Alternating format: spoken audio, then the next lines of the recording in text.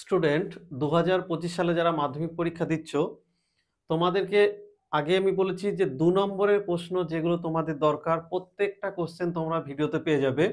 Already দেখবে আমি প্রথম দিকে চ্যাপ্টারে নদীর যে চ্যাপ্টার ওখান থেকে 2 নম্বর দিয়ে দিয়েছিলাম। বাকি যে 2 নম্বরের প্রশ্নগুলো ছিল সেগুলো আজকে আমি তোমাদের সাথে ডিসকাস করব। ভিডিওটা প্রথম থেকে শেষ পর্যন্ত যদি দেখো তাহলে নদী থেকে যদি কোনো 2 নম্বরের প্রশ্ন মাধ্যমিকে আসে তাহলে অবশ্যই সেটা তোমরা কমন পাবে। তাই ভিডিওটা স্কিপ না করে পুরোটা দেখবে। আর যারা চ্যানেলে নতুন এসেছো তাদেরকে অল ইউনিট চ্যানেলে স্বাগত জানাচ্ছি। তো তোমরা ভিডিওটা পুরো দেখো, যদি ভালো লেগে থাকে তাহলে এই ভিডিওগুলো তোমরা বন্ধুদের কাছে শেয়ার করো। চলো তাহলে আজকে আমাদের আলোচনার বিষয় কি দেখো। আমাদের আজকের আলোচনার বিষয়, তোমরা জানো যে 2 নম্বরের 6টা প্রশ্ন মাধ্যমিকে 2 নম্বরের 6টা প্রশ্ন মাধ্যমিকে তোমাদের আসছে, সেটা 12 নম্বর থাকে। এটা নিয়ে কিন্তু তোমাদের বেশি কনফিউশন থাকে। তাহলে আমি তোমাদেরকে কি বলেছি যে এই 2 নম্বরের প্রশ্নগুলো কি আসবে সেগুলো সব কিছু আলোচনা করাবে গোটা বইতে। তো যারা প্রথম ভিডিওটা দেখছো তারা আজকে দ্বিতীয় ভিডিওটা দেখো, নদী রিলেটেড সমস্ত প্রশ্নগুলো এখানে পেয়ে যাবে। দেখো, নদী প্রধানত 3টে কাজ করে: ক্ষয় করে, বহন করে, সঞ্চয় করে। আগের ভিডিওতে ডিটেলস আছে, যারা এখনো দেখোনি তারা দেখে নাও ভিডিওগুলো। তো নদীর সঞ্চয় কার্যের ফলে গঠিত ভূমিরূপগুলো দেখো: আই আকৃতির উপত্যকা, ভি আকৃতির উপত্যকা, ক্যানিয়ন, র্যাপিডস, জলপ্রপাত আর প্রপাতকূপ, আরো কিছু কিছু আছে। তো আমি তো 2 নম্বরের প্রশ্ন আলোচনা করছি তাই প্রত্যেকটা সংজ্ঞা আকারে বলছি। এই প্রত্যেকটা সংজ্ঞা যদি পড়ো তুমি তাহলে নদীর ক্ষয় কার্যের ফলে, সঞ্চয় কার্যের ফলে গঠিত ভূমিরূপ 5 নম্বরের যে প্রশ্নগুলো হয় সেগুলো কিন্তু এখানে তোমার রেডি হবে। এবার দেখো, আই আকৃতির উপত্যকা কি? এই আই আকৃতি, ভি আকৃতি, ইউ আকৃতি এগুলো সব না একই রকম। কিরকম ব্যাপারটা দেখো, পাহাড়ি অঞ্চলে কি হয়, এইভাবে পাহাড় পর্বতগুলো থাকে। এইবার মাঝখানে যে নিচু জায়গাটা, এইবার এই নদী থেকে এই যে পাহাড়ি অঞ্চলগুলো আছে, এই পাহাড়ি অঞ্চল থেকে এই নিচের দিকটা থেকে কি হয়, নদী প্রবাহিত হয়। এবার যখনই নদীগুলো প্রবাহিত হবে কন্টিনিউ কি হয়, নদী নিচের দিকটা ক্ষয় করে। তাহলে এই নদী নিচের দিকটা ক্ষয় করার ফলে এখানে দেখো অনেকটা একটা আই আকৃতির উপত্যকা তৈরি হয়েছে। তাহলে আমার প্রথম যে ভূমিরূপটা আছে আই আকৃতির উপত্যকা, অর্থাৎ কি, পার্বত্য অঞ্চলে নদী প্রচুর পরিমাণে নিচের দিকে ক্ষয় করে, কারণ এখানে কি হয়, প্রচুর জল নিচের দিক থেকে বয়ে আসে, যার জন্য এখানে কিন্তু আই আকৃতি উপত্যকা হয়। এইবার কিছুদিন ধরে ধরো এই দিকটা কিছুটা ক্ষয় পেলো, এই দিকটা কিছুটা ক্ষয় পেলো, অর্থাৎ আই আকৃতি ভূমিরূপ হবার পরে নদীর ডান দিকে এবং বাঁ দিকে যখন কন্টিনিউ ক্ষয় করে তখন এটা কিন্তু দেখতে অনেকটা, তখন এইগুলো কিন্তু তখন থাকে না। তখন কেমন শেপ হয় দেখো, তখন এই শেপটাই এইভাবে নিয়ে নেয়। তাহলে কি ছিল, ছিল আই, হয়ে গেল ভি। তাহলে যখন আই এর মতো আকৃতি ছিল তখন ছিল হচ্ছে আই আকৃতির উপত্যকা, আর যখন ভি আকৃতি হলো তখন হচ্ছে ভি আকৃতির উপত্যকা। দুটোই কিন্তু নদীর ক্ষয়কার্যের ফলে হচ্ছে। যখন নিচের দিকটাতে ক্ষয় হচ্ছে তখন আই হয়ে গেছিল, আর যখন পার্শ্বের দিকটা ধসের ফলে বা ক্ষয়ের ফলে নদীর দিকে নেমে পড়লো তখন এটা কি হলো, ভি আকৃতি শেপ হলো। এইবার এই শেপটা ধরো অনেক প্রাচীনকাল আগে হলো, তারপরে এখানে দেখা গেল যে জল সেইভাবে থাকলো না, অর্থাৎ জায়গাটা শুকনো থাকলো। তখন এই উপত্যকাগুলোই যদি শুকনো আকারে থাকে তখনই কিন্তু এটা কি হয়ে যাবে, এটা তখন হয়ে যাবে ক্যানিয়ন। তাহলে দেখো ভালো করে ব্যাপারটা বোঝো, আই আকৃতি, ভি আকৃতি আর ক্যানিয়ন এই 3টে টপিকসই কিন্তু অনেকটা একই রকম, শুধু এখানে তফাৎটা কি, প্রথমে আই আকৃতি হলো, তারপরে সেখান থেকে ভি আকৃতি হলো, তারপরে সেটা যখন শুকনো অবস্থায় এলো তখন তাকে ক্যানিয়ন বলা হয়। এইবার তোমরা 2-এ 2 পেতে হলে আমি আগের ভিডিওটাও বলেছিলাম যে শুধু সংজ্ঞা লিখলে কিন্তু হবে না। আমি আবার ভিডিওতে রিপিট করছি, প্রশ্নে যদি তোমাকে 2-এ যদি 2 মার্কস পেতে হয় তাহলে কিন্তু শুধু সংজ্ঞা লিখলে হবে না। এই আই আকৃতির উপত্যকা তোমাকে যদি 2 নম্বর পেতে হয় কি লিখতে হবে, প্রথমে অবশ্যই সংজ্ঞা লিখবে, তারপরে বৈশিষ্ট্য লিখবে দুটো, আর তারপর অবশ্যই একটা উদাহরণ দেবে। এই হলো 3টে টপিকস। যদি কোনো কারণে 3 নম্বর আসে এটা, তখন কিন্তু আবার এদিকে কিন্তু একটা ছবিও তোমার কিন্তু আঁকতে হবে, তাহলে কিন্তু তুমি 3-এর মধ্যে 3 পাবে, না হলে কিন্তু 3 পাবে না। এই প্রশ্নগুলো 2 নম্বরে আসার চান্স বেশি, 3 নম্বরে খুব কম আসে, কিন্তু মাঝে মাঝে আসলেও আসতে পারে।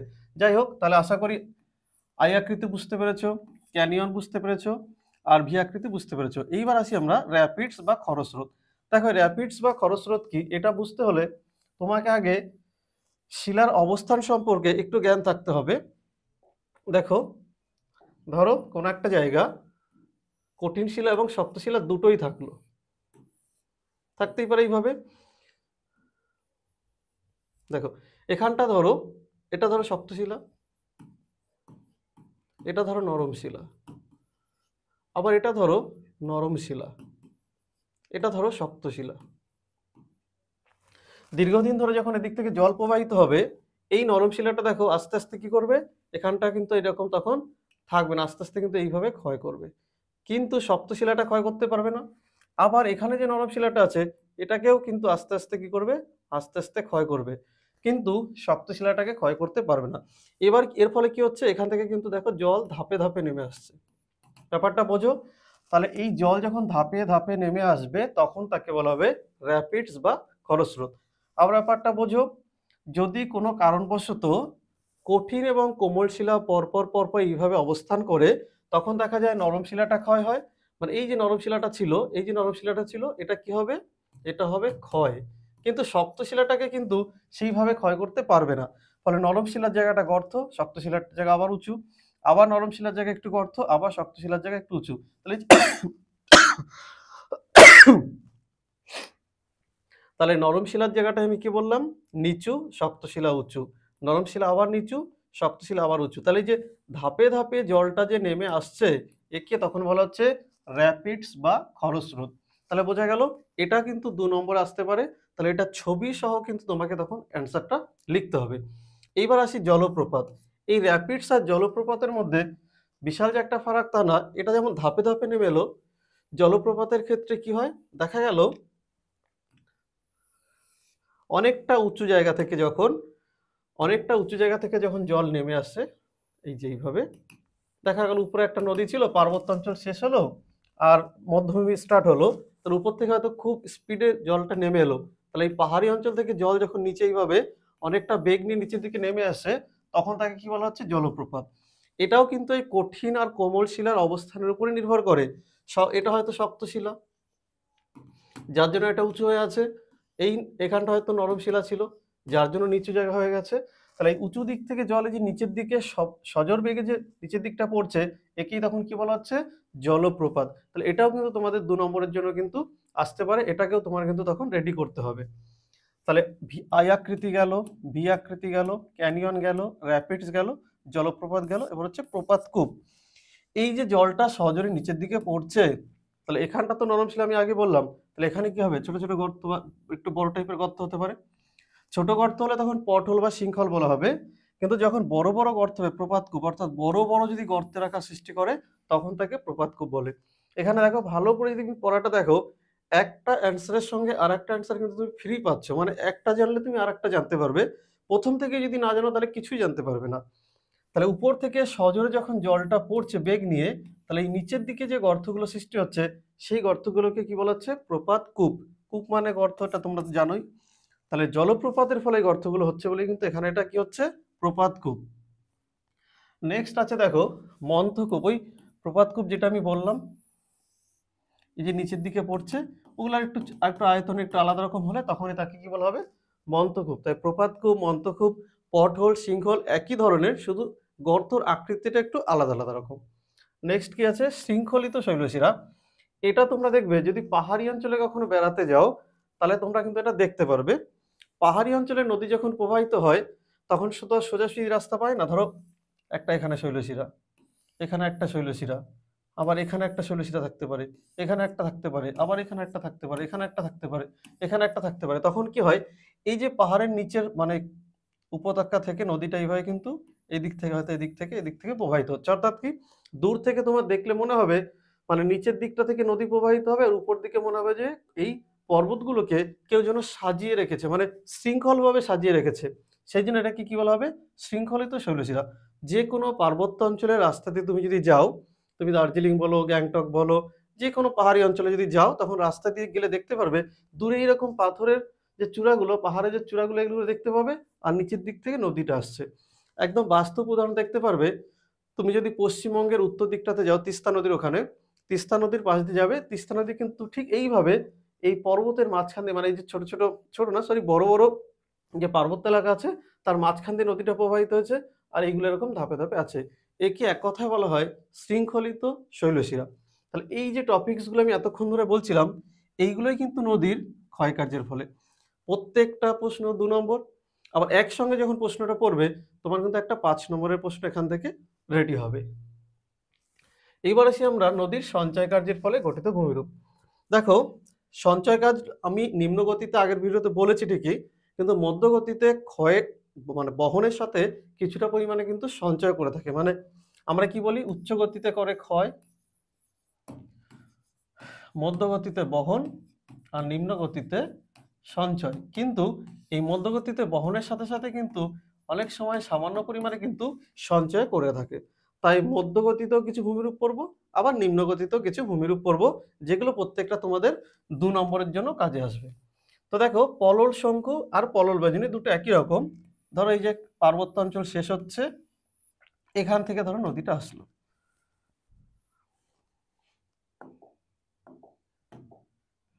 এখান থেকে ধরো এদিক থেকে ধরো নদীটা আসলো। এবার এখান থেকে নদীটা আসলে কি হবে, ভালো করে ব্যাপারটা দেখো। তাহলে আমার দুদিকে কি আছে, দুদিকে আছে পাহাড়। এখান থেকে ধরো জলটা প্রবাহিত এলো। উচ্চ গতিতে নদীর যে ক্ষমতাটা ছিল, নিম্ন গতিতে আসার পরে কিন্তু সেই ক্ষমতাটা থাকে না। তখন এখানে এসে না এই নুড়িবালি কাকরগুলো কিন্তু অনেকটা ত্রিভুজ আকার জমা করতে পারে, বা অনেক সময় এইভাবে জমা করতে পারে। এখানটা এলো, আসার পরে এইভাবে জমা করতে পারে।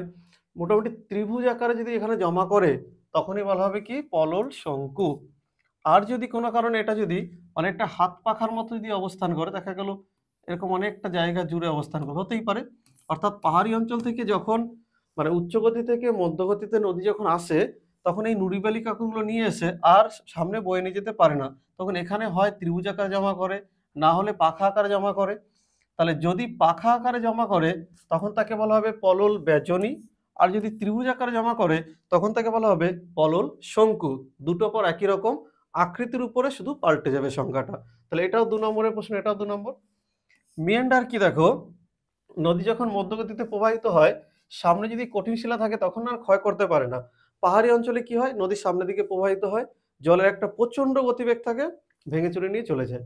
কিন্তু মধ্যগতিতে যখন আসে, ধরো নদীটা এইভাবে এলো, এইভাবে প্রবাহিত হয়ে এলো, এখানে ধরো শক্ত শিলা আছে, তাহলে তখন কি হবে, তখন এই নদী না তখন এই পাশে বাঁক নিয়ে নেবে, এইভাবে এইভাবে বাঁক নিয়ে আবার এই দিক থেকে হয়তো দেখা গেল এখানে হয়তো শক্ত শিলা আছে, তাহলে এখানে আবার নরম শিলা পাশে নিয়ে গেল। তাহলে এই যে নদী এঁকে বেঁকে প্রবাহিত হচ্ছে, তাহলে নদীটা তো আসলে আসার কথা ছিল এইভাবে, দেখো এইভাবে সোজা আসার কথা ছিল, কিন্তু নদীটা এইভাবে সোজা আসতে পারলো না। কেন পারলো না, এখানে এসে একটা শক্ত শিলাতে বাধা পেচ্ছে, এখানে এসে একটা শক্ত শিলাতে বাধা পাচ্ছে। তাহলে নদী যে দিকটা নরম শিলা পাচ্ছে সেদিকটাতে প্রবাহিত হচ্ছে। তাহলে এই যে নদী মধ্যগতিতে বা নিম্ন গতিতে এঁকে বেঁকে প্রবাহিত হয়, একেই বলা হয় মিয়েন্ডার। বোঝা গেল কি বললাম, বা নদী বাঁকও বলতে পারো। এরপরে দেখো, এই মিয়েন্ডার যখন আস্তে আস্তে বাড়বে, তারপরেই কিন্তু তৈরি হবে অশ্বক্ষুরাকৃতি হ্রদ। এই অশ্বক্ষুরাকৃতি হ্রদটা ২ নম্বরে আসতে পারে, ৩ নম্বরে টিকাকার আসতে পারে। তখন কিন্তু তোমাকে ছবি সহ বোঝাতে হবে বা লিখতে হবে। তুমি তাহলে ভালো করে ব্যাপারটা দেখো। নদী ধরো এইভাবে প্রবাহিত হওয়ার কথা, এইভাবে প্রবাহিত হওয়ার কথা, প্রবাহিত হচ্ছে। এবার কি দেখা যাচ্ছে, এখানটাতে দেখো, এখানটাতে কি হবে, ধাক্কা খাচ্ছে। জল বেগটা যেহেতু এদিকে আছে, আবার এখান থেকে সেখানে ধাক্কা খাবে, এখানে এসে এখানে ধাক্কা খাবে। ফলে নদী এরপরে কি হবে, এইভাবে একটু এঁকে বেঁকে প্রবাহিত হবে। এবার দেখো, এইবার জল এসে এখানটাতে কিন্তু ধাক্কা দেবে, তারপরে এখানে কিছুটা ধাক্কা দেবে, আবার এখানে ধাক্কা দেবে। এবার কি হবে, এই অঞ্চলটা দেখো আস্তে আস্তে কিন্তু একটু ক্ষয় হবে, এইভাবে বাড়বে। আরো কিছুদিন পরে জলের জন্য এই দিকটা আরেকটু ক্ষয় হবে, আর একটু ক্ষয় হবে। ফাইনালি দেখা যাবে যে নদী একটা সোজা গতিপথ পেয়ে গেছে, আর নিচের দিকে এইভাবে একটা অশ্বক্ষুরাকৃতি হ্রদ কিন্তু থেকে যেতে পারে, এইভাবে থেকে যেতে পারে। তাহলে ব্যাপারটা বোঝো, যেটা বোঝাচ্ছি যে নদী সোজা পথে চলবার কথা, কিন্তু মাঝখানে কোমল শিলা কঠিন শিলার জন্য এঁকে বেঁকে প্রবাহিত হচ্ছে। এরপরে নদী যে দিকটাতে প্রথমে আসবে সেদিকটাতে তো বাধা পাবে, মানে জলের আঘাত লাগবে, এদিকটা আঘাত লাগবে, তারপর আবার এই দিকটা আঘাত লাগবে। এরপরে আঘাতের জন্যই কিন্তু আস্তে আস্তে দেখো ক্ষয় পাচ্ছে, আরেকটু দিনের পর আরেকটু এগিয়ে যাচ্ছে, আর কদিন পর আরেকটু এগিয়ে যাচ্ছে। এইবার নদী যখন এই সোজা গতিপথটা পেয়ে গেল, তখন কিন্তু আর নিচের এই যে জলপ্রবাহিত পথটা, এটাতে কিন্তু আর যাবে না। দেখো ছবিটা আমি একটু পরিষ্কার করে দিই, তাহলে একটু বুঝতে পারবে প্রত্যেকটা স্টেপ। তাহলে নদী প্রথমে নর্মালি সোজা পথেই ছিল, নর্মালি সোজা পথে ছিল। এইবার হঠাৎ করে কি বললাম, আঁকা বাঁকা পথ নিল। এরপরে কি হবে, আস্তে আস্তে এইখান থেকে এখান থেকে আস্তে আস্তে এটা কিন্তু মিশে যাবে, এখান থেকে এটা মিশে যাবে, ফলে নদীটা একসময় আবার স্ট্রেট পথ নেবে। এই যে পেছনে যে ইউ শেপের মতো আছে বা ঘোড়ার পায়ের খুরের মতো আছে, এখানে একটা একটা হ্রদ তৈরি হবে। এই হ্রদটা অ্যাকচুয়ালি কিন্তু অশ্বক্ষুরাকৃতি হ্রদ, যেটা তোমাদের হচ্ছে ঘোড়ার খুর বলছো আর কি, এটাই কিন্তু অশ্বক্ষুরাকৃতি হ্রদ। এটা 2 নম্বরে আসতে পারে, 3 নম্বরে আসতে পারে। এটা কিন্তু এবার তোমাকে ছবি এঁকে স্টেপ বাই স্টেপ দেখাতে হবে। স্ট্রেট নদী, তারপরে আঁকা বাঁকা নিচ্ছে, আবার নদী স্ট্রেট হয়ে যাচ্ছে, আর পেছনে যে বাঁকটা থাকবে সেটা ঘোড়ার পায়ের খুরের মতো একটা হ্রদ আকারে থাকবে। একে তখন বলা হবে অশ্বক্ষুরাকৃতি হ্রদ। নেক্সট কি আছে দেখো, নেক্সট আছে নদীচর ও নদীদ্বীপ। নদীচর নদীদ্বীপ কি দেখো, নদী যখন নিম্ন গতিতে আসে তখন নদীতে ম্যাক্সিমাম জল থাকেই না। তোমরা যদি কখনো দামোদর নদী, অজয় নদী এইসব নদীতে যদি যাও, তাহলে দেখতে পারবে যে হয়তো নদীটা হয়তো অনেকটা চওড়া, এরকম অনেকটা চওড়া, জল হয়তো এদিক থেকে যাচ্ছে, এটা হচ্ছে জল যাওয়ার দিকটা, এখানে হয়তো চর পড়ে গেছে, এখানেও হয়তো চর পড়ে গেছে। কিন্তু যদি ঠিকঠাক মতো জল আসে, অর্থাৎ বর্ষাকালে যখন জল আসে তখন নদী কিন্তু পুরো ভরে যাচ্ছে। গরমকাল বা শীতকালে দেখা যাচ্ছে যখন জল থাকছে না, তখন এই একদিক থেকে নদীর জলটা যাচ্ছে, আর এই দিকে হচ্ছে নুড়িবালি কাকর জমে একটা চর তৈরি হয়ে যাচ্ছে, তখনই কিন্তু তাকে বলা হচ্ছে নদী চর।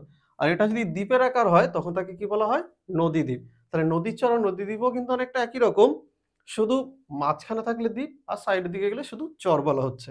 এরপর কি আছে, প্লাবন ভূমি। এগুলো সাধারণত সেই নদীতেই বেশি দেখা যায় যে নদীতে মাঝে মাঝে বন্যা হয়। যখনই বন্যা হবে তখন কি হবে, দেখো এই নদীটাই ধরো বর্ষাকালে প্রচুর জল আসলো, আর আসার জন্য প্লাবিত হলো, তাহলে কি হবে, যখন জলটা নেমে যাবে তখন এই বরাবর কি হবে, বালি জমবে বা পলি জমবে, এই বরাবর দুই দিকে। আর তোমরা জানো যে নদীর দুদিকে কি থাকে, নদীর এটাকে বাঁধ বলে। এখানে যখন এই নুড়িবালি কাকরগুলো জমা হচ্ছে তখন তাকে কি বলা হচ্ছে, তখনই তাকে বলা হচ্ছে কিন্তু এই প্লাবন ভূমি। নেক্সট আছে কি দেখো, নেক্সট আমরা আলোচনা করব স্বাভাবিক বাঁধ। ওই প্লাবন ভূমি যেটা আমি বললাম নদীর দুই পাশে, তাহলে এখানে যে নুড়িবালি কাকর আরো জমা হচ্ছে দিনের পর দিন দিনের পর দিন, আস্তে আস্তে এটা কিন্তু একটা স্বাভাবিক বাঁধ, কারণ এটা তো কোনো মানুষ তৈরি করছে না, অটোমেটিক প্রকৃতির দ্বারা তৈরি হচ্ছে। তাই তখন এটাকে বলা হবে কি, এটা একটা স্বাভাবিক বাঁধ, এটা একটা স্বাভাবিক বাঁধ। আবার কি, খাড়ি। নেক্সট তোমাদের আলোচনার বিষয় হচ্ছে খাড়ি। এবার দেখো, এবার আর মধ্যগতি নেই, এবার ধরো নদী সমুদ্রের কাছে চলে এসেছে। যখন নদী সমুদ্রে এসে মেশে তখন এটা যদি ফানেল আকৃতি হয়, মানে অনেকটা এরকম, ফানেল বলতে কি বোঝাচ্ছে দেখো, নদী যখন সমুদ্রে এসে মিশছে তখন দেখা গেল যে অনেকটা ডিপ থাকলো, ফানেল আকৃতি হলো। ফানেল মানে নিশ্চয়ই বুঝতে পারছো, মানে সরু থেকে মোটা যে জায়গা, সেরকম নদী যদি সরাসরি এসে যদি নদী বঙ্গোপসাগর বা সরি বঙ্গোপসাগর বলতে বঙ্গোসাগর না, যে কোনো সাগর, যে কোনো সাগরে যখন নদী এসে মেশে আর সেটা যদি ফানেল আকৃতি হয় তখন তাকে বলা হবে খাড়ি। নেক্সট কি আছে দেখো, বদ্বীপ। এই ফানেল আকৃতি যদি না হতো, যদি চওড়া হতো, তখনই কিন্তু বদ্বীপ হবে। ধরো এই একটা নদী সমুদ্রে এসে মিশলো, এইবার নুড়িবালি কাকর যদি প্রচুর পরিমাণে বয়ে নিয়ে আসে তখন দেখা যাবে ঠিক এরকম জায়গাতে একটা আকৃতি দ্বীপ তৈরি হয়। এটা ধরো সমুদ্র আর এটা ধরো নদী। তাহলে এই নদীটা যখন সমুদ্রে এসে মিশছে তখন এই দিক থেকে জলটা প্রবাহিত চলে যাচ্ছে, আর যে নুড়িবালি কাকরগুলো সেগুলো এখানে বয়ের আকারে জমা হচ্ছে। এই মাত্রা ছাড়া যে বটা তৈরি হচ্ছে একেই বলা হচ্ছে বদ্বীপ। বোঝা গেল? এটাও কিন্তু 2 নম্বরে আসতে পারে, 3 নম্বরেও আসতে পারে। তোমাদের অশ্বক্ষুরাকৃতি হ্রদ ওটা 2এও আসে, 3এও আসে, ঠিক একই রকম ভাবে এই বদ্বীপটা 2এও আসে আবার 3এও আসে। বা এখান থেকে একটা প্রশ্ন আসে যে বদ্বীপ সৃষ্টির অনুকূল পরিবেশগুলো আলোচনা করে, অথবা একটা 3 নম্বরের প্রশ্ন আসে বদ্বীপের শ্রেণী বিভাগ করো, তো তখন তোমাদের কারো কারো বইতে 3টে ভাগ থাকতে পারে, কোনো কোনো বইয়ে 4টে ভাগ থাকতে পারে। ওভারঅল তুমি 3টে ভাগ তখন বোঝাবে। দেখো এই বদ্বীপটা 3 রকম শেপ আসতে পারে। 3 রকম শেপ কি রকম, ধরো ধনুক আকৃতি, মানে দেখা গেল এইরকম বদ্বীপটা হলো, হতেই পারে। তাহলে তখন এটার আকৃতি কি হলো, ধনুক আকৃতি। তাহলে নদী যখন কোনো সমুদ্রে পতিত হয় আর তার বদ্বীপ যদি ধনুকের আকৃতির মতো হয় তখন তাকে বলা হচ্ছে ধনুক আকৃতি বদ্বীপ। আবার এই শেপটা আবার এমন হতে পারে, দেখা গেল পাখির পায়ের মতো হলো, দেখো এই দিক থেকে কিছুটা গেল, এইদিকে আবার একটু গেল, এইদিকে আবার একটু গেল, এইভাবে হতে পারে, হতে পারে এইভাবে বদ্বীপ। তখন এটা দেখতে অনেকটা দেখো পাখির পায়ের মতো একটা শেপ নিয়েছে, তখন তাকে কি বলা হচ্ছে, পাখির পায়ের মতো বদ্বীপ হচ্ছে। আবার এটাই যদি আর একটু তীক্ষ্ণ হয়, ধরো বদ্বীপটা এইরকম হলো, এভাবে হতে পারে, তখন অনেকটা কিন্তু করাতের মতো হয়। করাত মানে আগেকার দিনে যে কাঠ কাটা যে ব্লেড থাকে সেটাকে তো এক ধরনের করাত বলে। তো সেটার এই যে মুখের দিকটা, যে ধারের দিকটা, সেটা এরকম এবড়ো খেবড়ো হয়, তাই এটাকে বলা হচ্ছে করাতের মতো। অর্থাৎ এই বদ্বীপের আবার শেপ অনুযায়ী দেখো ভাগ করলাম, কি ভাগ করলাম, ধনুক আকৃতি, পাখির মতো, করাতের মতো। আর একটা বদ্বীপ আছে তীক্ষ্ণ আকৃতি, কোনো কোনো বইতে থাকে, কোনো কোনো বইতে থাকে না, দেখো অনেকটা সচল এইভাবে অনেকটা জায়গা জুড়ে থাকে, তখন এটা তীক্ষ্ণ আকৃতি বদ্বীপ হয়। যাই হোক, বদ্বীপকেও তাহলে কিন্তু তিনটে ভাগে ভাগ করা গেল। এইবার আমরা একটু দেখি যে কোনো একটা অঞ্চলে বদ্বীপ সৃষ্টি হতে গেলে কি কি শর্ত প্রয়োজন। দেখো, তাহলে এই তো নদী তো এসে মিশলো সমুদ্রে, এখানে বদ্বীপটাও তৈরি হলো। তাহলে সব নদীতে কিন্তু বদ্বীপ তৈরি হবে না। নদীতে বদ্বীপ তৈরি হতে গেলে তার কিছু অনুকূল পরিবেশ দরকার। সেই পরিবেশগুলো কিরকম দরকার? একটা হচ্ছে নদীতে প্রচুর পরিমাণে পলি বহন করতে হবে। এই যে নদীটা প্রবাহিত হয়ে আসলো, এই নদীটাতে যদি প্রচুর পরিমাণে পলি বয়ে নিয়ে আসতে পারে, তাহলেই কিন্তু কি হবে, এখানটা জমা হবে। যত বেশি পলি জমা হবে তত আদর্শ বদ্বীপ গড়ে উঠবে। আর যদি পলি জমে না ওঠে তাহলে কিন্তু সেখানে বদ্বীপ গড়ে উঠবে না। তাহলে প্রথমে নজর রাখতে হবে নদীতে পলির পরিমাণ বেশি আছে কিনা। যদি পলির পরিমাণ বেশি থাকে বদ্বীপ হবে, যদি পলির পরিমাণ বেশি না থাকে তাহলে কিন্তু বদ্বীপ এখানে গড়ে উঠবে না। নেক্সট কি,